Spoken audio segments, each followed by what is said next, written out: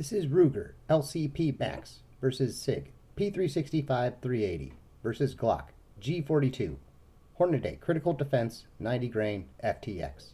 Accuracy and velocity performance revisited. There were guests at the range today, so make sure to watch your step.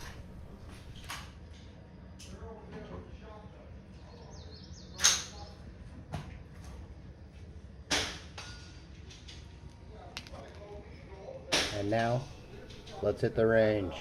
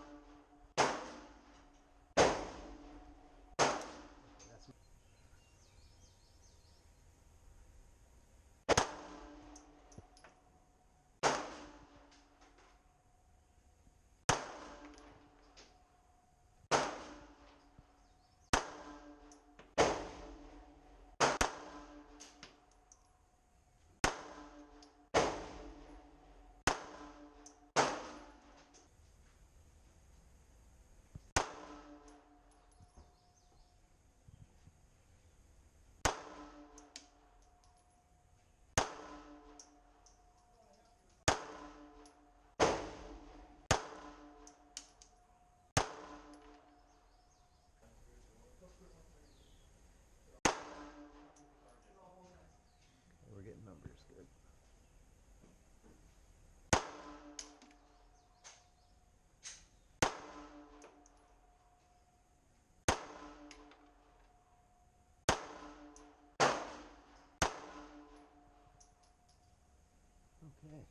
For the Ruger LCP Max, we have an average velocity of 904 feet per second.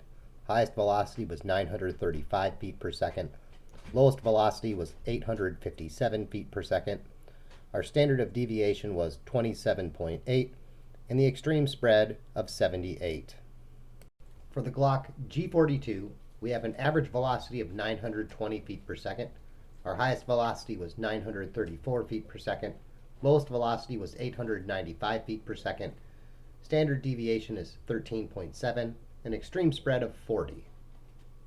For the SIG P365 380, we have an average velocity of 915 feet per second. Our highest was 946 feet per second. Lowest was 858 feet per second. Standard deviation is 29.9, with the extreme spread of 87. For the Kimber Micro 380, we have an average velocity of 916 feet per second.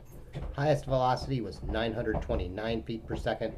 Lowest velocity is 893 feet per second. Our standard of deviation was 12.7 and an extreme spread of 36.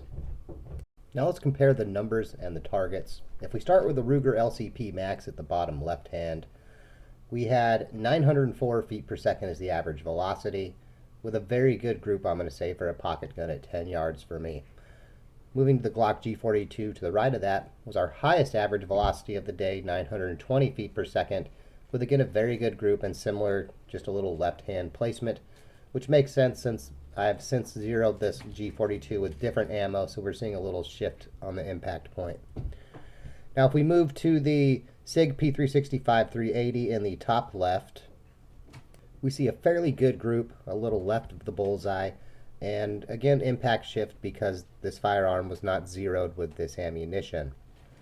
Now moving to the Kimber Micro 380, which is on the top right, we had our average velocity of 916 feet per second, with the SIG having 915 feet per second on average. On the Kimber, you see we have a very good group that is almost dead center on the target and a very good grouping on those 6 shots, which makes sense because this ammo is the ammo that I zeroed this Kimber Micro 380 with, and that it's almost the only ammo that I shoot through it at this point. Now, the last time that we did a accuracy chronograph comparison of this Hornady Critical Defense, we got some interesting numbers where the Ruger LCP Max had a higher average velocity than the Glock G42, and today you see that we had the reverse, whereas the Glock G42 had the highest average velocity, the Ruger LCP Max had the least. However, the difference between the highest and the lowest average velocity between all 4 firearms was 16 feet per second, And you could easily say that was the difference between one round or the next.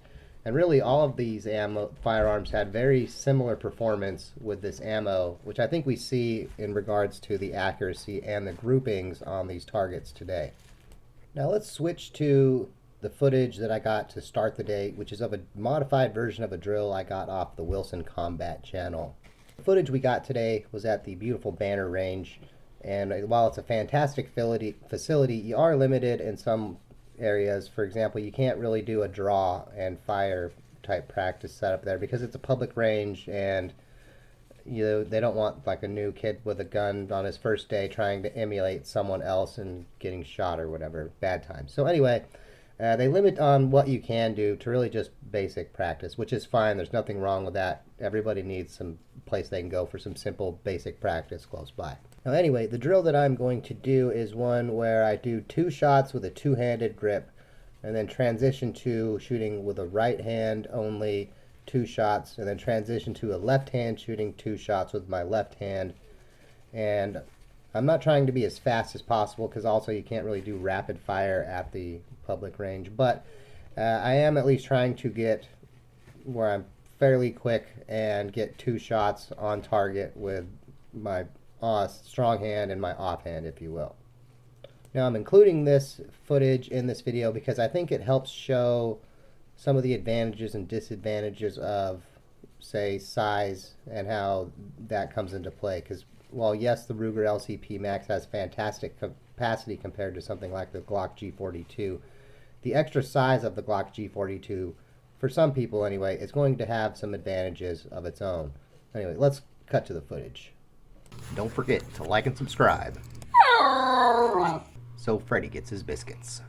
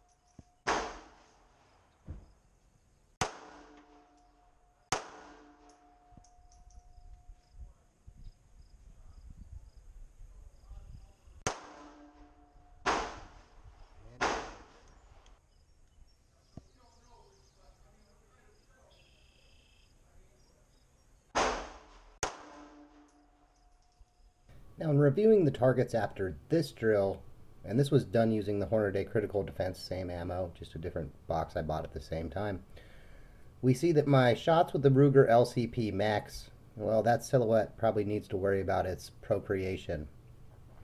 We also winged the silhouette for the Glock G42. Good thing that's a bad guy silhouette or we'd be in trouble, but we're helping out the Glock G42 on that one.